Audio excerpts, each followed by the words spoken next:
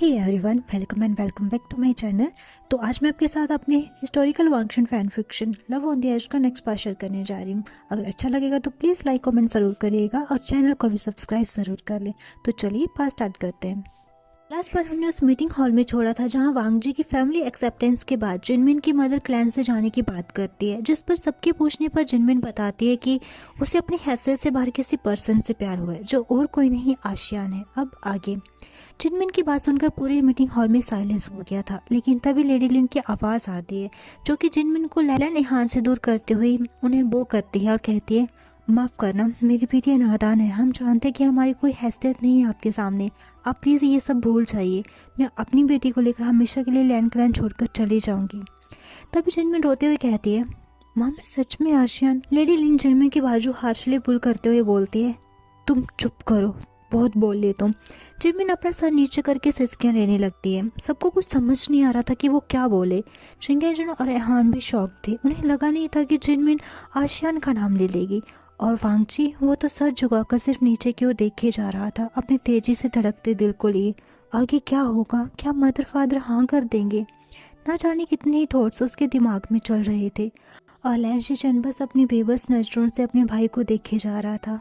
क्या फिर से वांग जी अकेलेपन के अंधेरों में डूब जाएगा? शीचन एक गहरी सांस लेते हैं और अपने इमोशंस को कंट्रोल करने की कोशिश करते हैं।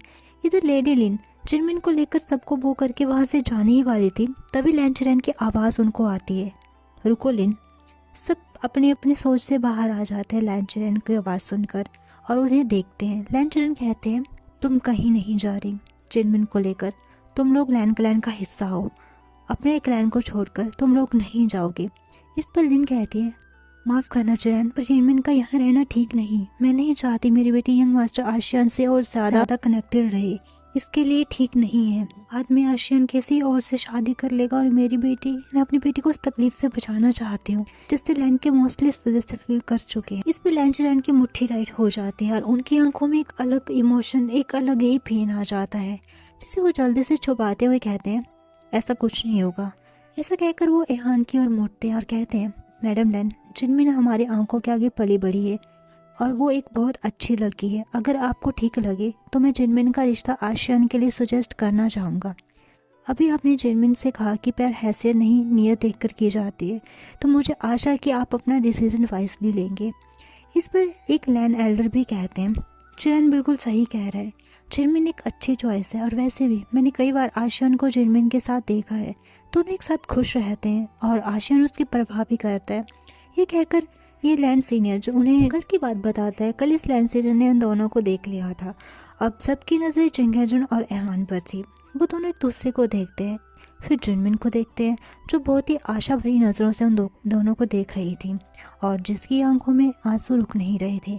चिंगेजुन और एहान एक दूसरे को देखकर फिर नोट करते हैं। एहान जिनमिन की ओर बढ़ती है, पर एहान का हर बढ़ता कदम वांग जी के दिल को जाने कितने टुकड़ों में तोड़ रहा था। उसका सर अभी भी नीचे की ओर झुका हुआ था, पर आसपास क्या हो रहा है वो महसूस कर पा रहा था। वो खुद को समझा रहा था कि यही ठीक है, पर उसका दिल से अजीब सी घुटन महसूस होने लगी थी। और लेडी हान की अगली बात सुनकर ना चाहते हुए भी वांग जी की आंखों से आंसू बह जाता है, जिसे और तो कोई नोटिस नहीं कर पाता उसके भाई को छोड़कर, पर इसमें वो भी कुछ नहीं कर सकते। दूसरी लेडी हान जो जिनमिन के पास जाकर खड़ी हो जाती है, वो बड़े प्यार से उसके आंसू को पोंछते हुए कहती है, बेशक तुम एक अच्छी चॉइस हो मेरी बेटे के लिए। इनफैक्ट तुम जिसकी भी लाइफ में जाओगी तुम्हें पाकर वो खुश ही होगा।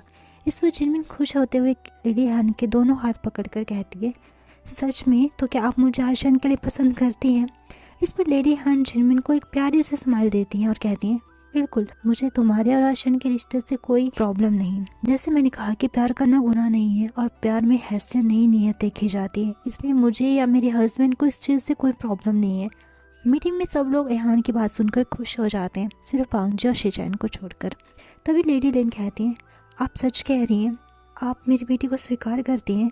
इस पर एहान कहती हैं, क्यों नहीं, मुझे कोई प्रॉब्लम नहीं। पर क्या? लिन पूछती हैं।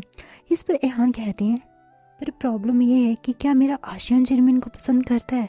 आप जानते हैं कि शादी लाइफ टाइम का डिसीजन होता है, इसलिए मेरा या चिंगेजुन का जिनमिन को पसंद करना मायने नहीं रखता, मायने आशियान का जिनमिन को पसंद करना रखता है।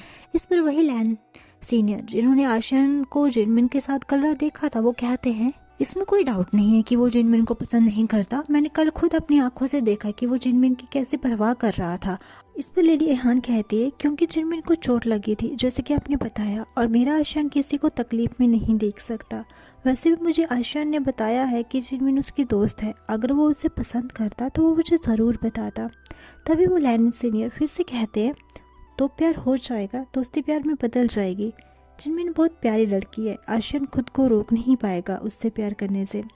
इस पर चिंगेजुन आगे आकर कहते हैं, ज़रूरी नहीं दोस्ती प्यार में बदल ही जाए। वो लेडी लिन की ओर देखते हुए कहते हैं, जैसे कि लिन ने कहा कि वो अपनी बेटी को उस तकलीफ में नहीं देखना चाहते जिससे हम लेंस ऑलरेडी गुजर चुके हैं, और हम भी नहीं चाहते ऐसा कि हमारे बच्चे भी उसी दर्द से गुजरें। इसलिए हम ये सब बातें पहले ही क्लियर करना चाहते हैं।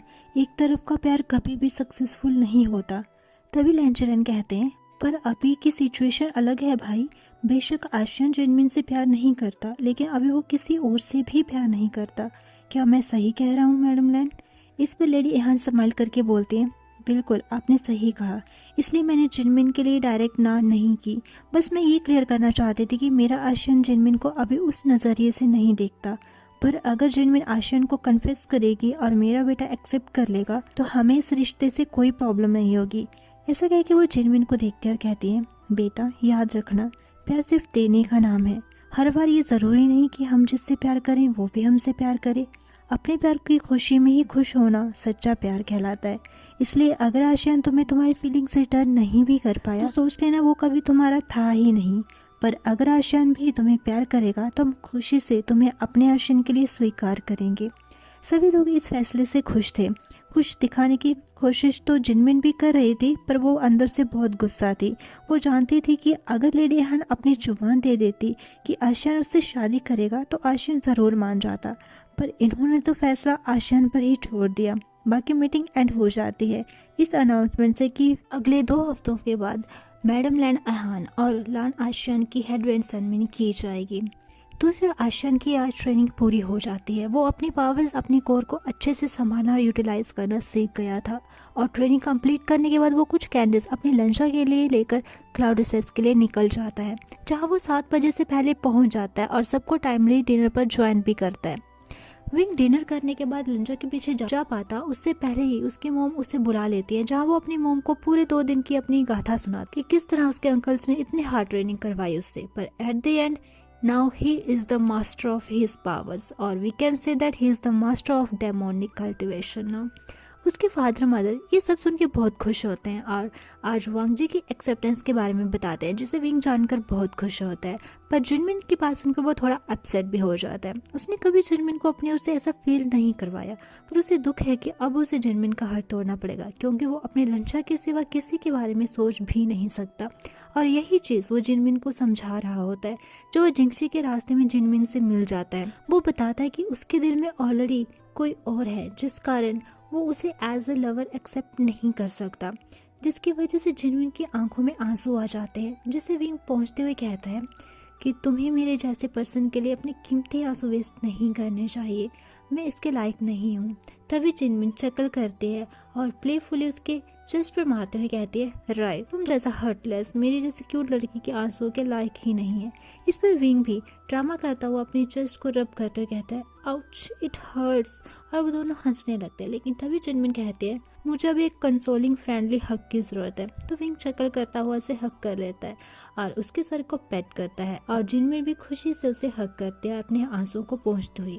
वहीं अपना आंसू तो और कोई भी पोंछता है, जो कि वांग जी था। उसने जिनमिन और विंग का पूरा इंटरेक्शन देखा। दूरी होने की वजह से वो सुन तो नहीं पाया, पर उनकी ये नज़दीकियाँ उसके दिल पर नाइफ की तरह स्टेप कर रही थी। वांग जी अपनी आंखें बंद करता है और अपने रूम के अंदर चला जाता है, जिसे विंग तो नहीं पर जिनमिन नोटिस करती है और उसके फेस पर एक स्मिक आ जाता है। दूसरी ओर लान वांग जी जो बहुत हर्ट फील कर रहा था, पर क्यों, उसे तो खुश होना चाहिए कि वो अपनी लाइफ में आगे बढ़ रहा है, उसे फ्यूचर का सोच रहा है। जिनमिन के साथ उसका फ्यूचर ब्राइट है और मेरे साथ। जिनमिन को मदर एहान भी बहुत पसंद करती हैं। विंग बताया था जिनमिन के बारे में उन्हें, पर क्या वांगजी के बारे में कभी उसने कोई बात की मदर एहान से? जब मदर एहान ने बोला कि वो रिश्ते का फैसला विंग पर छोड़ेंगे तो मुझे रिलैक्स फील क्यों हुआ? मुझे ऐसा फील नहीं होना चाहिए। जिनमिन अच्छी चॉइस है, सबने कहा। हाँ, वही विंग के लिए अच्छी है। विंग उससे प्यार करने लगेगा। पर मैं तो ऑलरेडी सर से पांव तक तुम्हारे प्यार में हूँ और किससे प्यार करवाने की बात कर रहे हो? विंग की आवाज़ सुनकर वांगजी चौंक जाता है और सोचता है विंग अंदर कैसे आया। फिर उसे याद आता है कि उसने तो दरवाजा अंदर से बंद किया ही नहीं था, यानी कि लॉक नहीं लगाया था, जो कि अभी विंग लगा कर आया है। वांगजी विंग से अपनी नजरें चुराते हुए कहते हैं, तुम यहाँ क्या कर रहे हो? ऑफकोर्स अपने लव से मिलने आया हूँ। वांगजी को थोड़ा गुस्सा आता है। अभी विंग जिनमिन के साथ और अभी वांगजी से फ्लर्ट कर रहा है।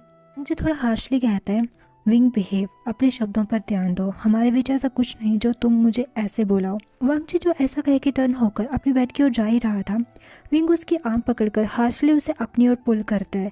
विंग फील कर पा रहा था कि लंजा का कितना वेट लूज हो चुका है। लंजा वो पहले वाला लंजा नहीं लग रहा। पर इन सब बातों को इग्नोर करते हुए विंग वांगजी की आंखों में आंखें डालकर रफ टोन में कहता है, क्या कहा तुमने? हमारे बीच ऐसा कुछ नहीं। वांगजी विंग की नजरों को अवॉइड करता हुआ कहता है, जो था उसे भूल जाओ, तुम्हारा आगे ब्राइट फ्यूचर है।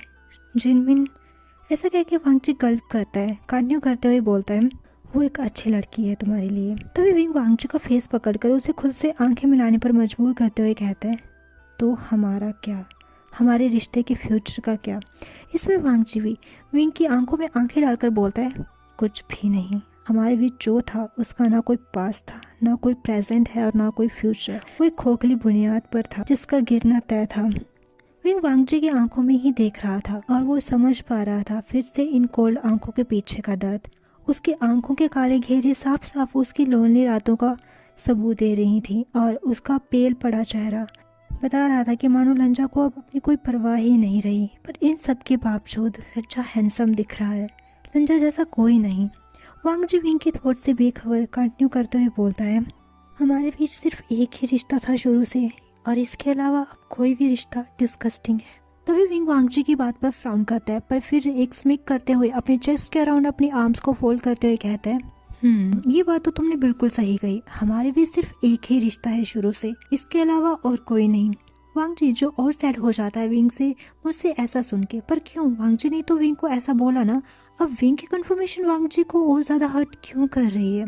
वांगजी आंखें बंद करके गहरी सांस लेता है और सिर्फ कर पाता है। विंग जो अपनी बात बोलकर आराम से वांगजी के बेड पर बैठ गया था और वांगजी को ही देख रहा था।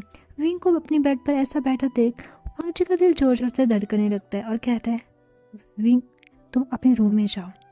पर विंग वांगजी के बेड पर खुद को आराम से एडजस्ट करता हुआ बोलता है, क्यों? मुझे तो यहीं रहना है। वांगजी विंग के पास जाकर बोलता है, विंग ये अप्रोप्रिएट नहीं है।